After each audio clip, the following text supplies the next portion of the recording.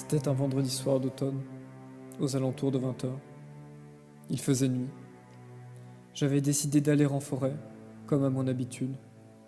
J'appréciais me promener à cette heure car l'obscurité qui envahissait toute la forêt lui conférait un aspect tout autre, un aspect étrange qui titillait ma curiosité. Se retrouver dans cette forêt faisait une réelle coupure avec le monde qui l'entourait. C'était comme si, en l'absence de soleil, la forêt n'avait plus peur de montrer ce qu'elle cachait le jour. J'avançais sur le sentier que l'astre de la nuit éclairait parfaitement. C'était la pleine lune. Mes yeux s'adaptaient à l'obscurité et mes autres sens étaient en éveil. Je me promenais depuis déjà 1 heure. Plongé dans mes pensées, je remarquais seulement maintenant que j'éclairais le sol avec ma lampe torche. Je l'éteignis. Je fus soudain pris de court par une sensation très étrange. Il ne faisait plus nuit. Il faisait noir. Ce n'était pas normal du tout. Je levai les yeux vers le ciel, ni lune, ni étoile, le noir total, pour ne pas dire le néant. Absolument aucune lumière, même pas une autre nuance de noir. C'était comme si quelque chose avait absorbé toutes les lumières. Je rallumai ma lampe et la silhouette des arbres me fit frissonner. Quelque chose n'allait pas, la situation était profondément dérangeante. Un vent frais produisait un son inquiétant dans les arbres, un son fantomatique. Ce qui me terrifia encore plus, c'était qu'en regardant le sol, je me rendis compte que je ne marchais plus du tout sur un chemin.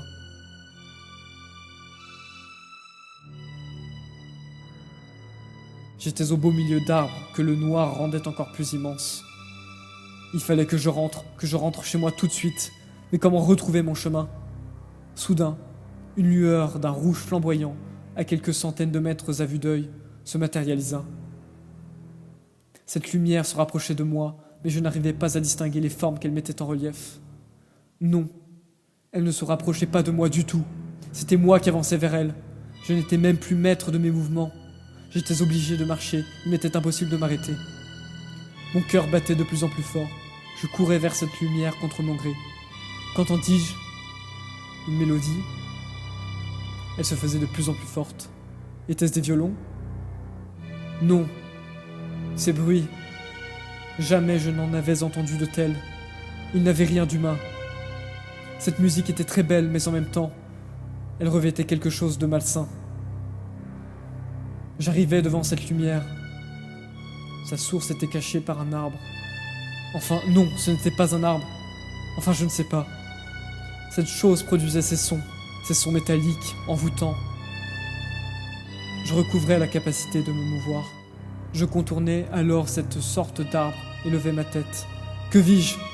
Une petite fille flottait dans les airs, à une dizaine de mètres au-dessus du sol.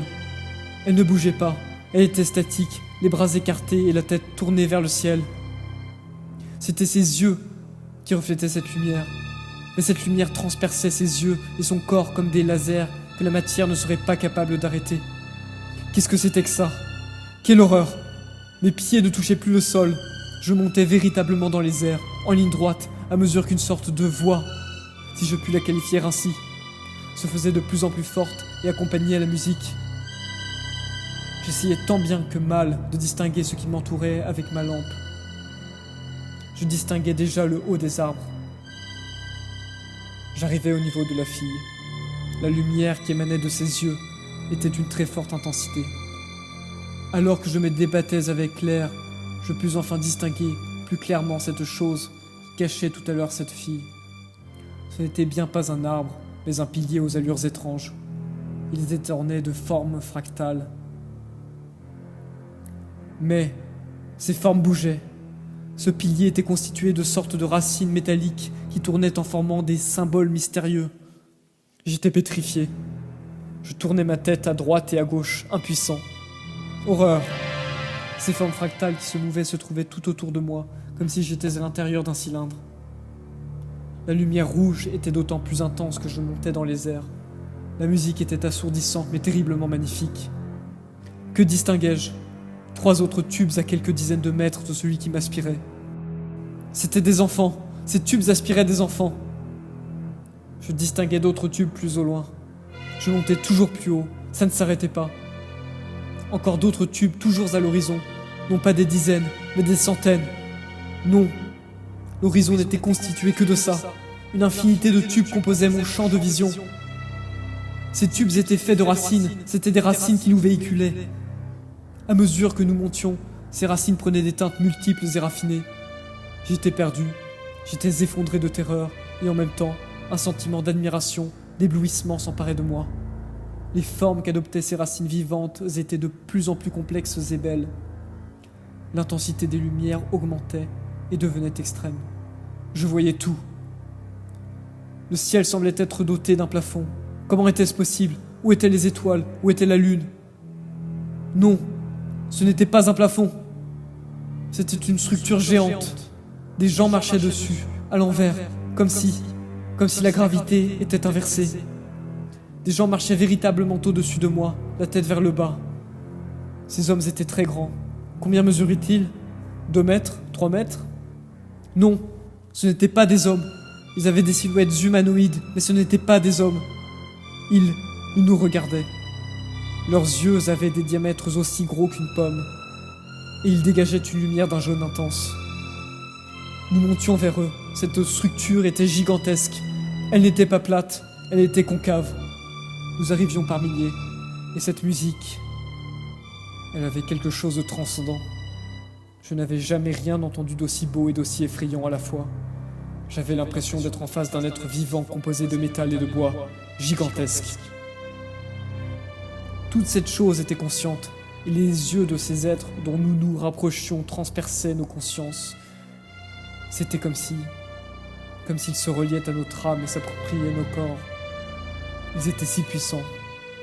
C'était un vaisseau si immense qu'il couvrait tout le ciel. Nous arrivions, nous étions là, au-dessous ou au-dessus de sa surface. Je ne sentais plus la différence entre le bas et le haut. Le vaisseau était couvert de racines vivantes qui avançaient à des rythmes différents.